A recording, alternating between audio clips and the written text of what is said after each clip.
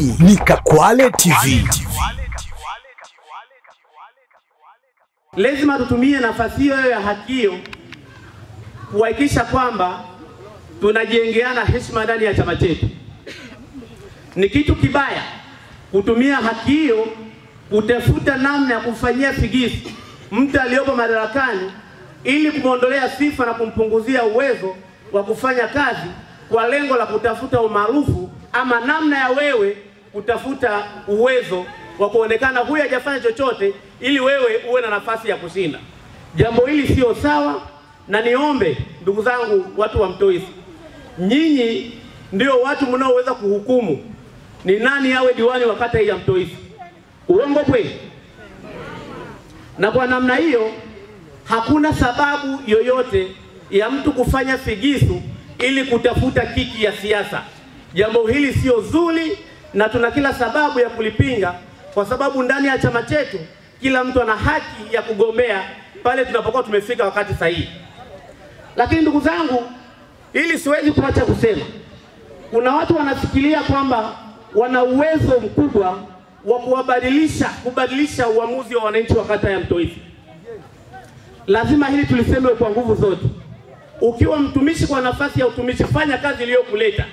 Lakini kutumia nafasi hiyo ya utumishi kutengeneza hoja kumchafua mheshimiwa diwani kwa lengo la kutafuta umaarufu, jambo hili sio sawa, na niombe wananchi wa Mtoisa msilubuniwe na mtu yoyote kuwashawishi ama kutaka kuwabadilisha mfanye kitu anachokitaka yeye. Jambo hili sio sawa, na nyinyi mna kila sababu ya kuamua mtu sahihi mnaweza kwenda naye. Uongo kweli? Lakini mheshimiwa mwenyekiti, nieleze wazi, mimi kwa kipindi kifupi ambacho nimemfahamu mheshimiwa diwani Malini, ni mtu wa kazi, ni jembe la uhakika, ni diwani asiyekuwa na makuu, ni diwani mfuatiliaji, ni diwani mchapakazi. Na katika halmashauri yetu Malini sio mzigo katika madiwani.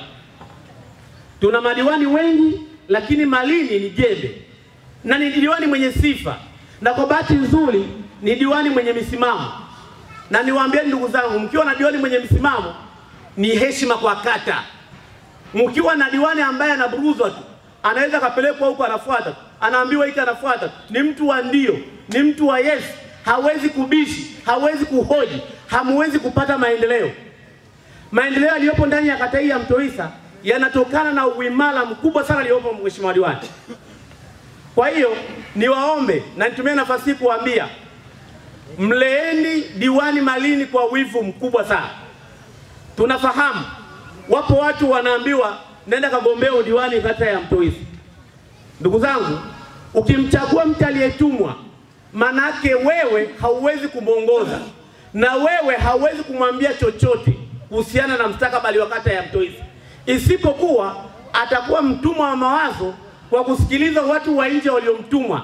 Watamuamulia, watamuagiza, na yeye atawatumikia wao, kwa sababu ataamini kwamba wao ndio bosi wao na sio nyinyi kuwa bosi wake. Tunaelewana?